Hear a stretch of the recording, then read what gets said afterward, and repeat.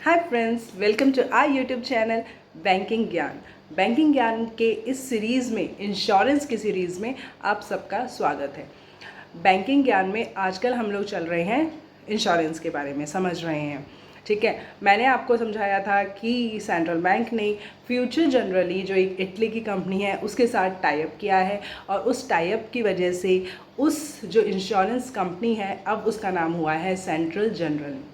ठीक है, उसकी हमने 2 प्लान्स मेरे पहले वाले लेक्चर में डिस्कस कर लिए थे। ठीक है, वो बेसिकली सेविंग्स प्लान थे कि आप सेविंग कर रहे हो प्लस आपका इंश्योरेंस भी है। ठीक, बट आज हम करने वाले हैं टर्म इंश्योरेंस। टर्म इंश्योरेंस क्या होता है, कैसे होता है, ये आज हम लोग इस सीरीज़ में करेंगे। देखिए, टर्म इंश्योरेंस क्या चीज़ है। टर्म इंश्योरेंस वो होता है कि मेरे बाद मेरे जो नॉमिनी हैं, मेरे जो घर वाले हैं, उनके लिए, उनको एक प्रॉपर ज़िंदगी के लिए कुछ इशू ना हो, इसलिए उनको मॉनेटरी बेनिफिट प्रोवाइड किया जाए। देखो, मेरी जगह कोई नहीं ले सकता, ठीक है, बट फाइनेंशियली उनके पास इतना हो कि वो अपनी आगे आने वाली ज़िंदगी प्रॉपर बिता सकें, मेरे बच्चे, मेरे स्पाउस वो प्रॉपरली जी सके। इसलिए हम टर्म इंश्योरेंस कराते हैं। टर्म इंश्योरेंस में हम मनी बैक के बारे में नहीं सोचते। हम ये नहीं सोचते कि थोड़े साल बाद मुझे मेरा पैसा वापस मिल जाए। हम ये सोचते हैं कि मुझे कुछ हो जाए तो वो एक पर्टिकुलर अमाउंट मेरे डिपेंडेंट को मिल जाए। ठीक है, तो यही हम आज डिस्कस करने वाले हैं टर्म इंश्योरेंस में। उसका प्लान मैं आपको विस्तार से बताने वाली हूँ, आप समझिएगा, और फिर अगर आपके लिए वो एप्लीकेबल है, आपको अच्छा लगता है, तो फिर आप उसको लीजिए। ओके, चलिए मैं आपको बता देती हूँ टर्म इंश्योरेंस। टर्म इंश्योरेंस में हम एक पर्टिकुलर अमाउंट दे रहे हैं और एक पर्टिकुलर अमाउंट मेरे नॉमिनी को मिलता है। तो यहाँ पे हम बात कर रहे हैं 1 करोड़ की। आप 50 लाख वाला भी ले सकते हैं, उसका प्रीमियम कम हो जाएगा। ठीक है, 1 करोड़ का है, किसी भी वजह से डेथ होती है तो 1 करोड़ रुपये मेरे डिपेंडेंट को मिल जाते हैं।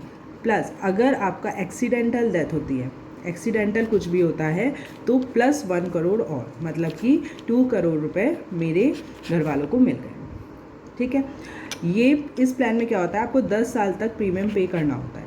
ठीक है, जैसे सपोज़ अब एज वाइज इसमें थोड़ा थोड़ा वेरी होता है आपका प्रीमियम अमाउंट। ठीक, सपोज़ मेरी एज 28 है।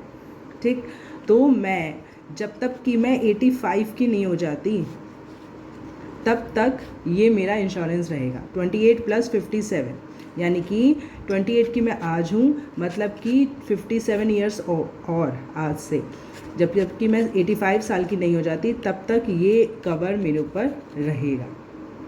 ठीक है, अगर हम एग्जांपल लें 28 ईयर की अगर मैं हूँ, या फिर 28 ईयर का कोई है जो टर्म इंश्योरेंस ले रहा है, तो उसकी लगभग आपकी जो प्रीमियम अमाउंट आता है वो आता है 60,255। ठीक है, थोड़ा कम एज का होगा तो ये अमाउंट कम हो जाएगा। जितनी आपकी एज कम होती है अमाउंट कम हो जाता है। अगर आप 1 करोड़ की जगह 50 लाख वाला लेते हैं, 50 लाख किसी भी डेथ से और 50 लाख एक्सीडेंटल प्लस, तो उसमें अमाउंट और कम हो जाएगा। वो 50s की रेंज में भी आ सकता है, 40s की रेंज में भी आ सकता है, क्योंकि और आप बहुत कम एज के हो, 20 साल के ही हो, 21 साल के हो, तो आपके तो और कम अमाउंट आएगा। ठीक है, तो प्रीमियम अमाउंट वेरी करता है सब्जेक्ट टू आपकी एज क्या है।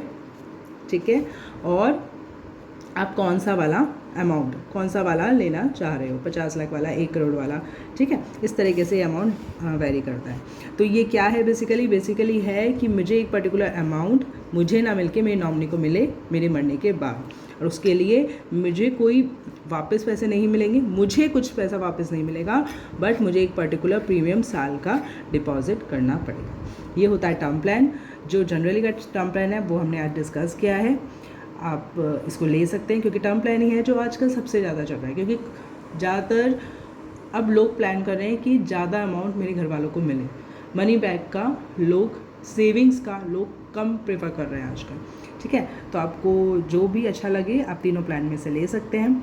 ठीक है गाइस, फिर मिलेंगे अगले वीडियो में एक नए वीडियो के साथ, एक नई टॉपिक के साथ। ठीक है, ओके देन, बाय बाय।